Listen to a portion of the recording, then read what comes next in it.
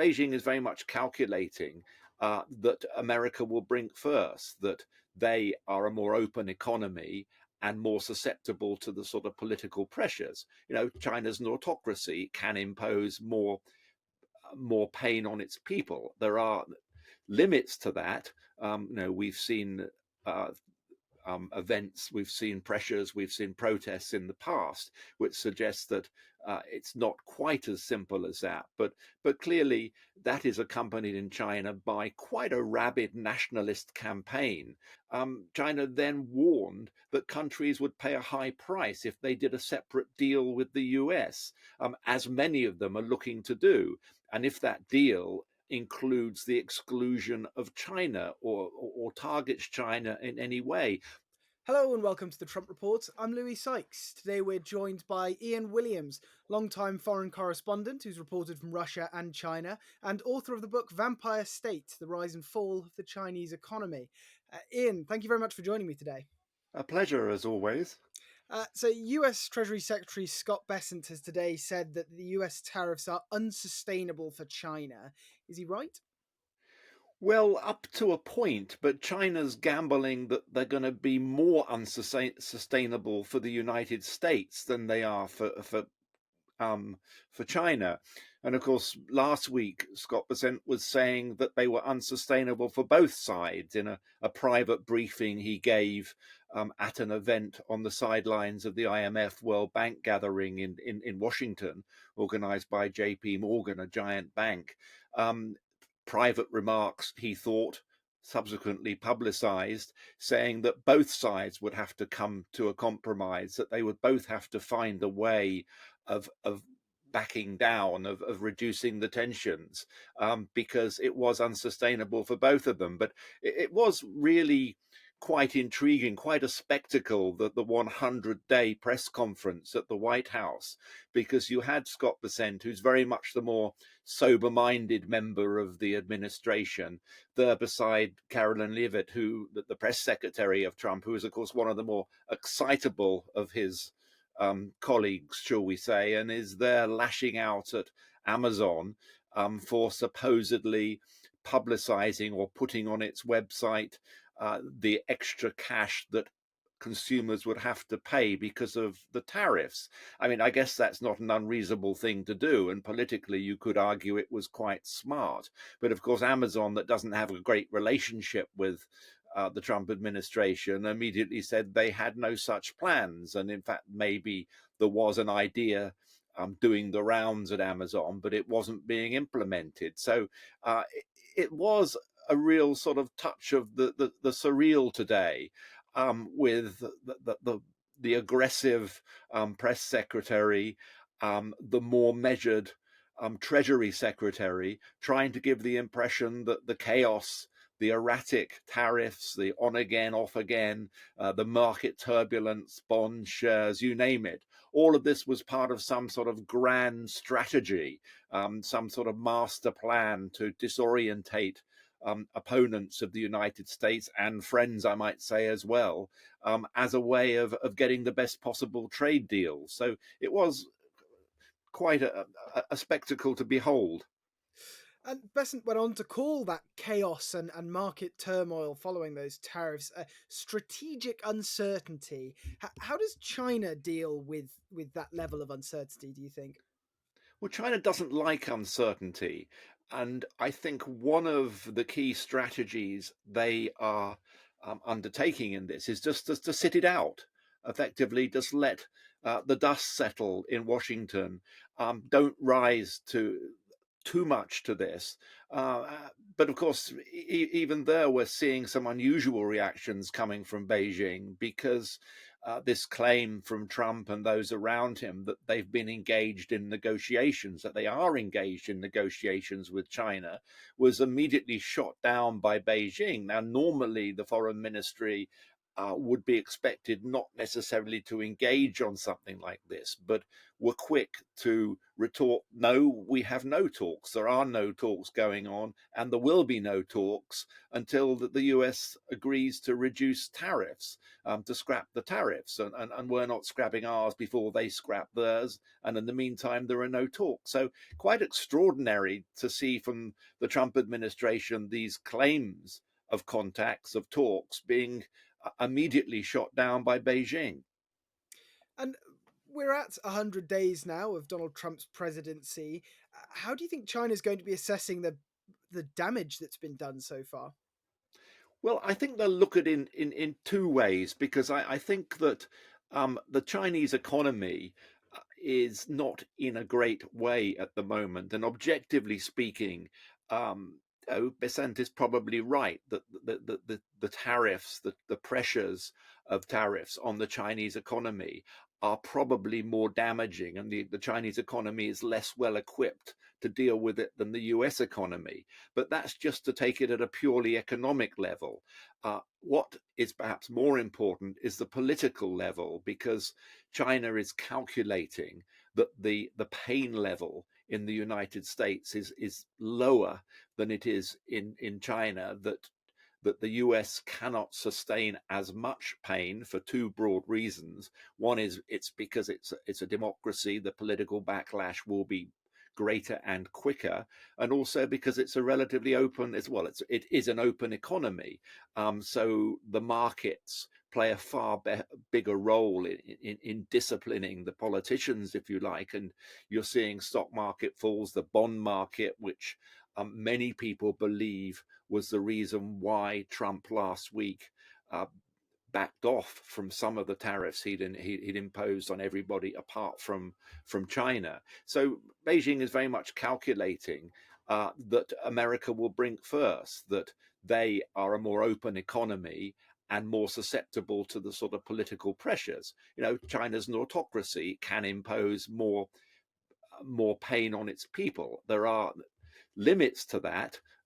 We've seen uh, events, we've seen pressures, we've seen protests in the past, which suggests that it's not quite as simple as that. But clearly, that is accompanied in China by quite a rabid nationalist campaign.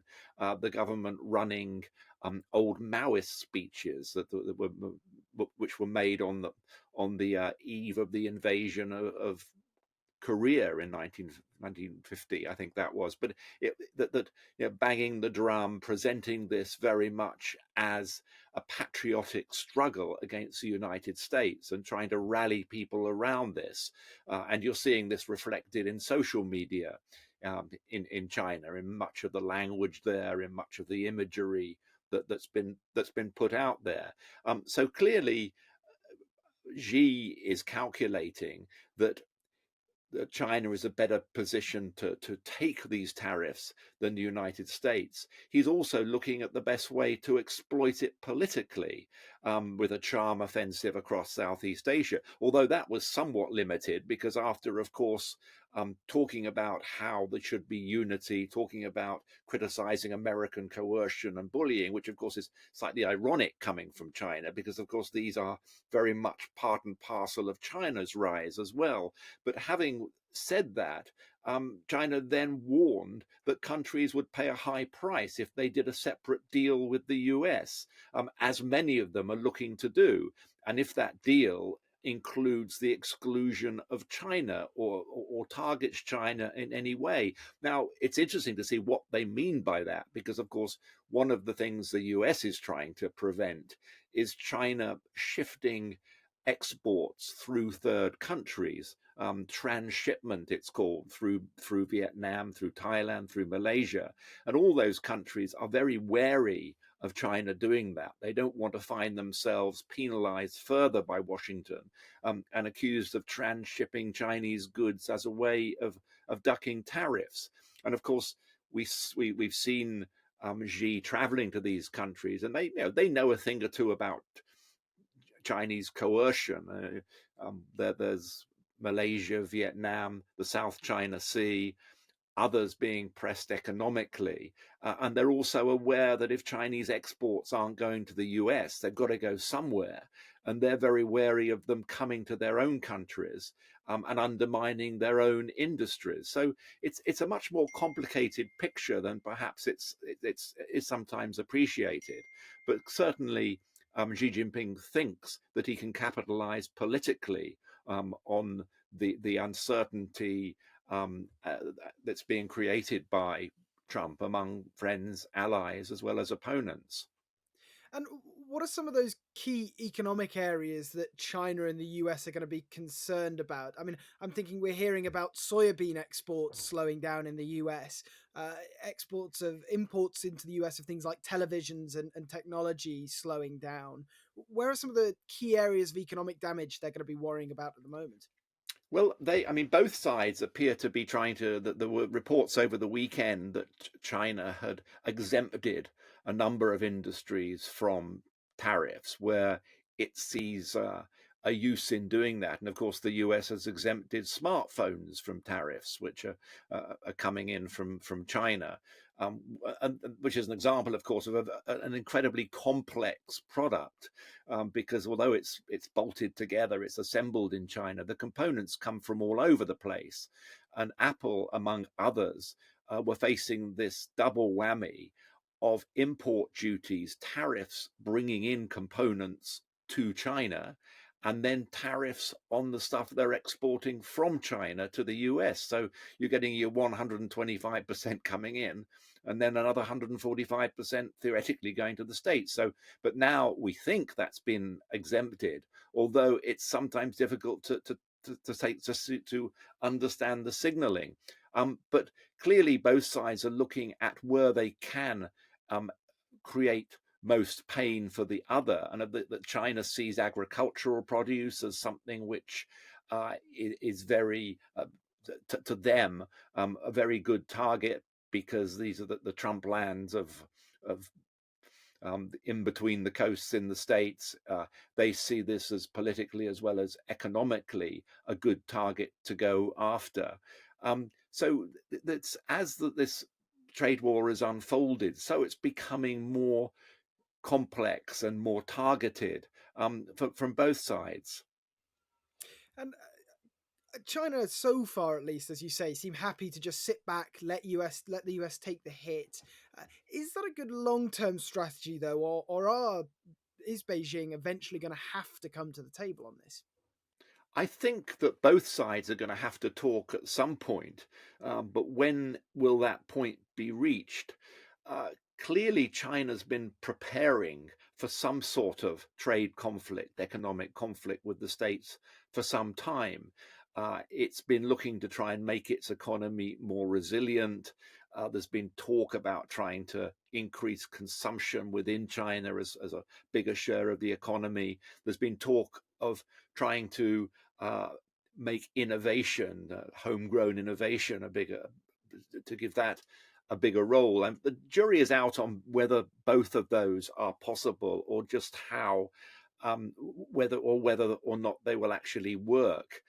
One of the issues I think that Xi faces um, is I mean, what we have seen is China trying to big up the economy. We've seen a number of journalists being invited to places such as the Huawei campus in Shanghai. This is a lesser of it. This main campus is in Shenzhen to showcase Chinese technology.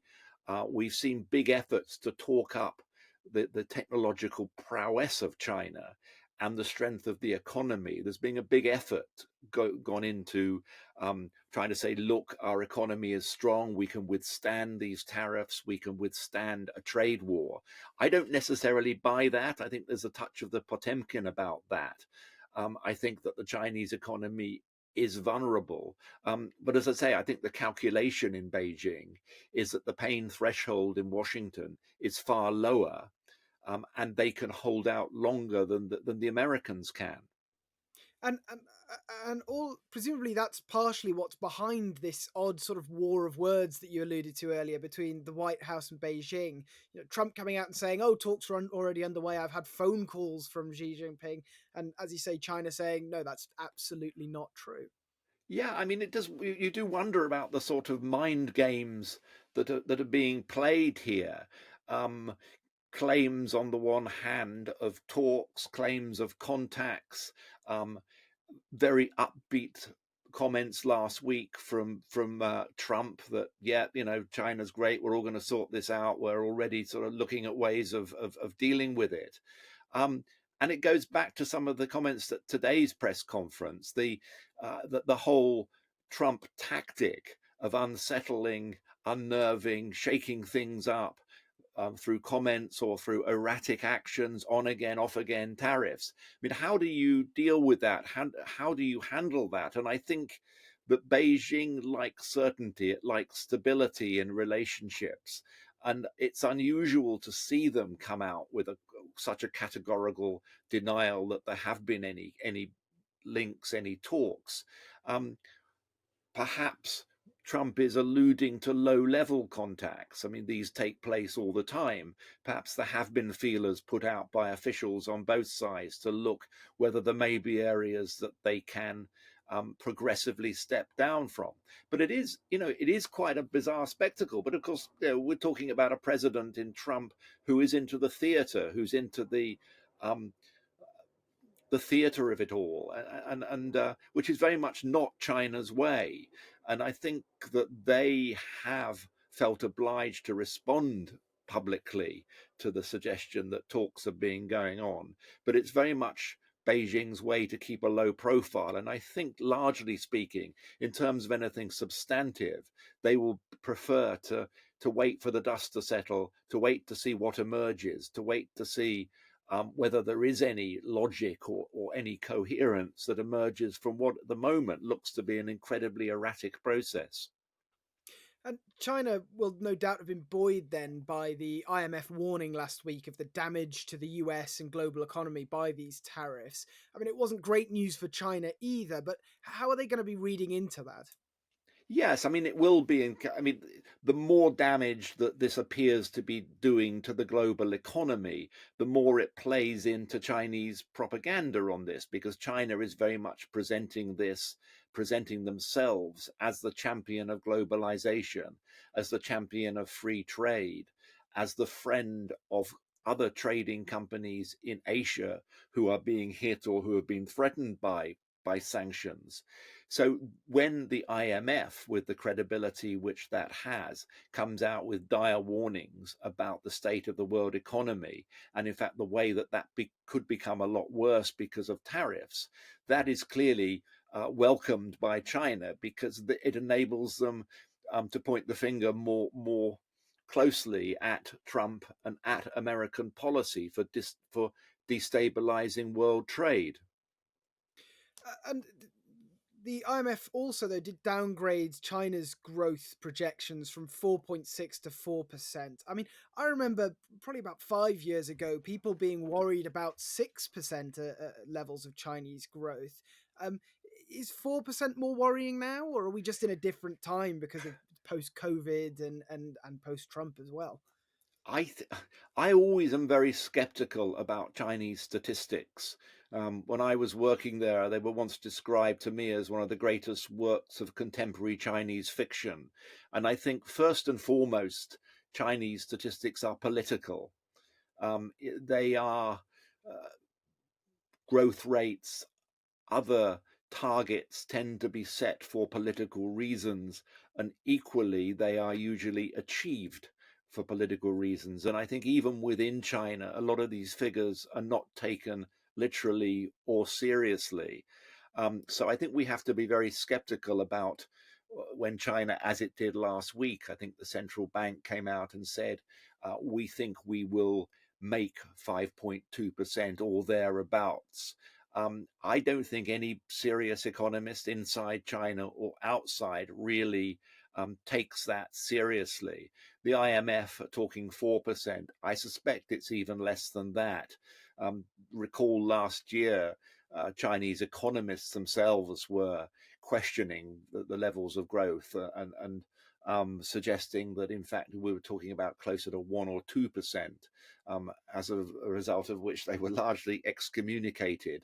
And we haven't heard any further public comments from the particular organizations or individuals who came out with those bold and unwelcome statements for the Chinese leadership. So I think certainly growth rates in China will be hit, but I don't think that will necessarily be reflected in the figures which are presented by the central government. And there will be no doubt financial companies, banks, others doing what they've always done in China, which is looking for proxies, looking for other measures of economic activity, whether it's watching ports, watching electricity, watching um, the activity in the property sector, which is pretty dire, to try and get a better sense of where the economy is going. But at the moment, the narrative that Beijing is putting across is, yes, we're on target. It's the growth rates can be kept up.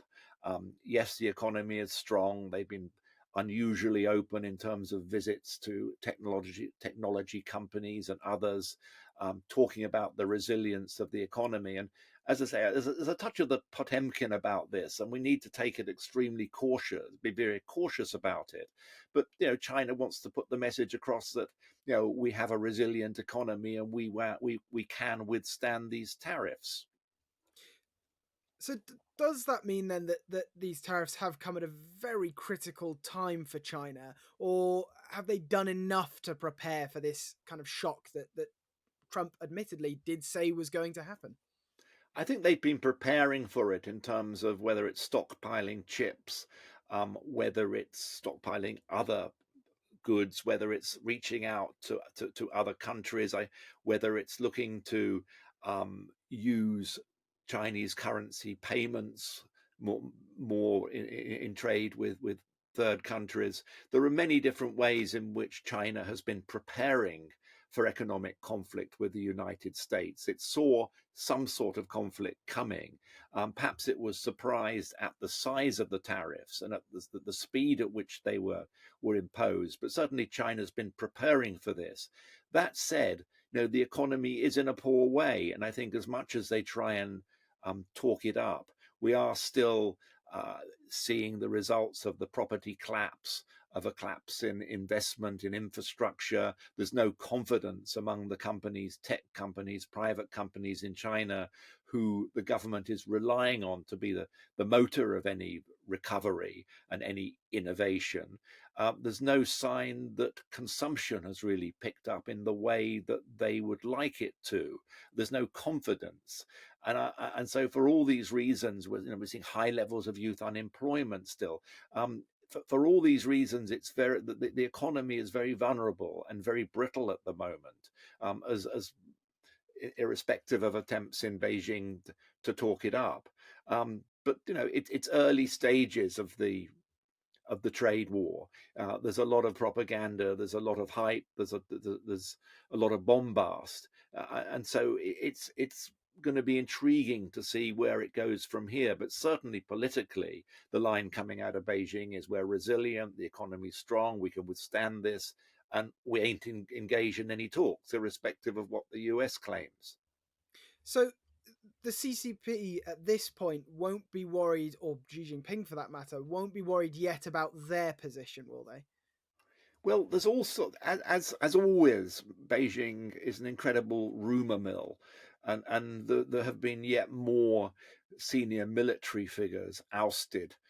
Just in the last few days, there have been reports, and if you look at the loss of two defense ministers, the loss of a whole swathe of senior officers in the rocket force, for instance, one of the most sensitive forces in China. This would suggest, and certainly overseas Chinese websites are full of chatter about dissent and opposition to Xi and the loyalty of the armed forces. Can we take that seriously? It is such an opaque system that it's very hard to know the level of opposition there is to Xi Jinping, especially as he's consolidated his power and eliminated dissent and opposition over recent years. But yes, it's a legitimate question. Is how much pain can China sustain before this? You see more overt opposition coming out, whether it's through protests, popular protests, or um, dissent among those within the Communist Party or the military. It's China has a record. There's an old saying that sometimes an emperor is weakest when they appear to be strongest. Clearly, this will be a testing time for him. Equally as worrying, of course, is the um, the tendency to bang the nationalist drum, that when you have challenges economically, when you have external competition, as we're seeing with the United States, it's very tempting to fall back on nationalism, on jingoism, on chauvinism. And we're seeing this, that we've seen it before. We saw it in the last trade war in 2019. Trump won with the replaying of old movies, of old patriotic movies from the Maoist era, turning it into a patriotic crusade. And there's a touch of that going on at the moment. And of course, there will be worries for that reason in the Taiwan Strait, in Taiwan, about the potential knock-on effects of Xi wrapping himself in the flag as a way of perhaps deflecting attention away from the economic challenges. And you spoke earlier about the third parties in this, nations in Southeast Asia, and that have been trying to kind of play both sides and keep their economies safe to an extent from China and the US trade war. Um, but which who should they be more worried about here? Should they be more worried about Beijing trying to bring the hammer down or send more exports, or should they be more worried about Trump trying to play that game of whack-a-mole on nations that might try and take in more Chinese goods, or help hide those Chinese exports? I think they're worried about both. We're seeing countries here who've been quite adept at playing off the superpowers. They're as transactional as Beijing is, and they have been pretty smart in the way they have played the game. Countries like Thailand is particularly good at this.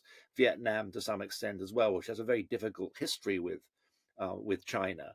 Um, and I think that while it is true that the US under Trump is hemorrhaging trust among erstwhile allies, among others who have previously they've been trying to befriend them. There was never much trust in China anyway. So in a sense, on the one hand, the US, yes, is burning trust, but China never had that trust in the first place. So it's a challenge for the for China to now go out there and say, look, we're the good guy, we're the ones who can assist you, we're the ones you should be standing with against this wrecking ball coming from Washington. On some levels, it's a persuasive message, but I think these countries historically are very wary of China. There are some countries in Southeast Asia, Cambodia, Laos, who are very beholden to China economically and have very little wiggle room. But even Cambodia, Laos, there's Thailand is another. They're very concerned about the presence, for instance, of Chinese organized crime, especially around the Mekong, the cyber scamming industry, which has exploded in that part of China on the back of Chinese organized crime, and concerns about relationship between the triads, those crime groups, and the Chinese Communist Party. So it's a very complicated picture, where for very good reasons they have and remain very wary of Beijing, and I think will be cautious about embracing that message of unity against the United States, especially that when we saw Xi roll through Southeast Asia last week, in Vietnam, particularly, you almost sort of got a sense that they would rather not talk about the tariffs. China wanted to talk about them, and looking at the Vietnamese media coverage of that visit, it was hard to find any reference to tariffs. It was hard. It was buried down. Yes, there were lots of banalities and jargon about fraternal relations, but when it came to endorsing the Chinese message about Washington's wrecking ball and about unity on tariffs, they'd rather change the subject. And just finally, Ian, are there any apparent off ramps for China in this? I mean, presumably they cannot, under any circumstances, admit defeat or be seen to be going along with Trump on his vision of world trade at this point. No, it's hard to see in the short term where that off ramp is going to come because they've painted pretty sharp red lines, and I think politically Xi has made it pretty clear that he's not in the business of talks and until tariffs are removed on the American side. And of course, in Washington, you're getting the precise opposite, demands for China to reduce tariffs. Um, Inevitably there will be contacts at some point. And Bessent is probably right that there needs to be some sort of mutual move to de-escalate on the tariff front. But I don't see it. I don't see where that's going to come in the short term. I don't see where the face-saving option is, or how it's going to be played or engineered. You know, Xi is turning this into quite a considerable patriotic fight. Um, they've been pretty explicit on where their red lines are. So's Trump. And I think that there is a genuine belief in Beijing that the Americans will blink first because they have a far lower pain threshold, because they're far more susceptible to the market sentiment and market moods, and because ultimately it's a democracy, and they will face the pressures coming from higher inflation, higher prices, and empty shelves. Well, Ian Williams, thank you very much for joining me today on the Trump Report. A pleasure.